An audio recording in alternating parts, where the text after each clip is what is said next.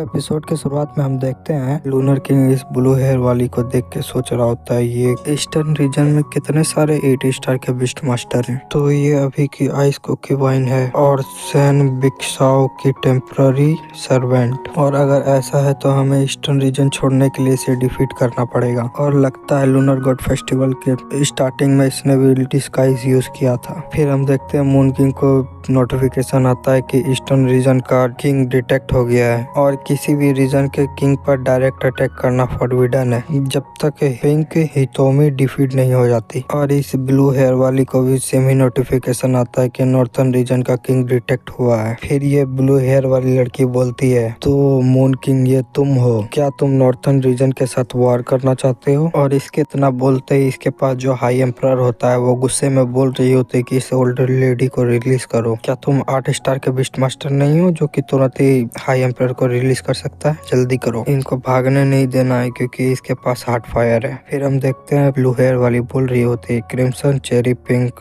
People Lord, मैं 8 star की ice system की बिस्ट मास्टर हूँ, इस कार सिस्टम की बिस्ट मास्टर नहीं हूँ। और फिर ये सब सुन के उस हाई एम्परर को बहुत गुस्सा आ रहा होता है और बोलता है, स्टूपिड जल्दी निकालो मुझे। उसके बाद क्रिम्सन लॉर्ड मन में सोचने लगती है, जितना भी इस आइस प्रिंसेस का लेवल है उसके हिसाब से इसको 3 मिनट लगेगा मुझे मैनिफेस्ट करने में। फिर हम देखते हैं लूनर किंग इसी का फायदा उठा के इधर उधर देख रहा होता है और सोच रहा होता है जो मुझे चाहिए वो कहाँ रखा होगा। फिर हम देखते हैं लूनर किंग को दिख जाता है ये एक बॉक्स है जिसके अंदर कुछ काला कलर का है। और फिर मून किंग सोच रहा होता है, मुझे नहीं पता कि इसने 3 बिक्सा को समन क्यों नहीं किया, लेकिन जैसे ही मैं आइस क्वीन का ट्रेजर ले लूंगा वैसे ही मून गॉड फेस्टिवल का रेस्ट्रिक्शन हट जाएगा और उसके कुछ सेकंड बाद ही वॉर स्टार्ट हो जाएगा। और वैसे भी मेरे पास ज्यादा 4 मिनट ही बचे हुए हैं, मुझे इसी टाइम में वो ट्रेजर लेना होगा। और इससे कोई फर्क नहीं पड़ता कि कितना टाइम लगे, जब तक मैं ईस्टर्न डोमेन के बाउंड्री से बाहर हो जाऊं जब तक चलेगा, जब तक सब सही ही होगा। फिर हम देखते हैं moon king moon in the lake को भेजता है, वो ट्रेजर लेके वापस आ जाती है। फिर हम देखते हैं इस ब्लू हेयर वाली लड़की को जो बोल रही होती है ये तो हमारी आइस क्वीन का ट्रेजर लेके भाग रहा है। फिर क्रिम्सन लॉर्ड सोच रही होती है, अगर ऐसा है तो मैं तुम्हें इजीली भागने नहीं दूंगी और अभी वैसे भी दिन का समय है, मैं तुम्हें जल्दी ही पकड़ लूंगी। फिर हम देखते हैं मून किंग जो सोच रहा होता है रात होने ही वाला है। फिर हार्ट फायर सूलियांग को बोल रही होती है, क्या तुम मुझे सुन रहे हो? ये सोच रहा होता है सेंजिंग का दूसरा पार्ट मैंने तो ले लिया, लेकिन ये ऐसा क्यों लग रहा है कि ये मर चुका है, इसमें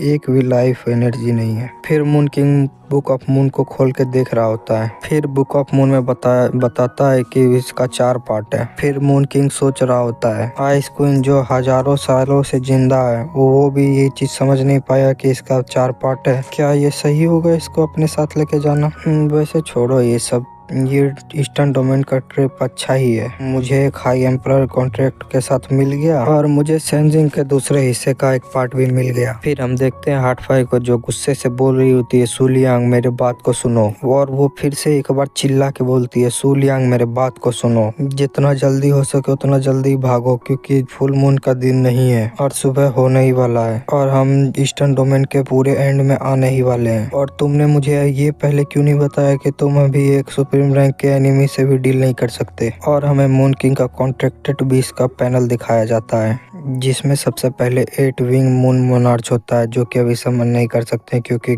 मून किंग का रिलम अभी बहुत लो है। और फिर दूसरी हार्ट फायर होती है जिसको समन करने के लिए 6 स्टार या फिर उससे ऊपर का होना चाहिए। और एक हाई लेवल की मून इन द लेक है और एक मिड रैंक का जेट टेल रेबिट है और एक लो रैंक की बटरफ्लाई। फिर मून किंग सोच रहा होता है मैंने जैसे ही हार्ट फायर के साथ कॉन्ट्रैक्ट साइन किया वो भी देख सकते हैं कि मैंने किस किस के साथ कॉन्ट्रैक्ट साइन किया है। और जैसे ही 5 मिनट पूरा हो जाएगा मैं फिर से वापस 5 स्टार बीस्ट मास्टर बन जाऊंगा और मैं फिर से हार्ट फायर को समन नहीं कर पाऊंगा। फिर हार्ट फायर बोल रही होते, तुमने मुझे ये क्यों नहीं बताया पहले कि तुम्हारे पास एक पेट बीस्ट है जिसके पास मिसिंग मून बॉडी है, मतलब हाफ मून बॉडी? मैं मून किंग बोल रहा होता, मैंने इसीलिए नहीं बताया क्योंकि फुल मून के अलावा ये कभी वर्क नहीं करता और तुम फुल मून के दिन भी किसी एम्परर के साथ फाइट नहीं कर पाओगे, ये इतना पावरफुल भी नहीं होता। फिर हार्ट फायर सोच रही होती है मिसिंग मून बॉडी ये कैसे हो सकता है? शायद हो सकता है ऐसा कि मून बॉडी कुछ ज्यादा ही पावरफुल पावरफुल हो, जो हार्टफायर इसके बारे में इतना हाईली बोल रही है। फिर हार्टफायर बोल रही होती है कि हाँ तुम फुल मून के दिन फाइट तो नहीं कर सकते कंप्यूटर के साथ, बहुत साल पहले वो दिन भी फुल नाइट का दिन ही था। और अगर मैं उस बारे में बोल ही रही हूँ तो ये तायिन प्रिंसेस का ब्लड लाइन से ही है। और अगर तुम्हें तायिन प्रिंसेस के बारे में नहीं पता तो तुम पीछे का एपिसोड जाकर देख सकते हो। फिर मून किंग बोल रहा होता है हाफ मून बॉडी कुछ खास नहीं है, क्योंकि वो हाफ मून बॉडी है इसीलिए कुछ खास नहीं है। फिर हार्टफायर गुस्से में बोल रही होती है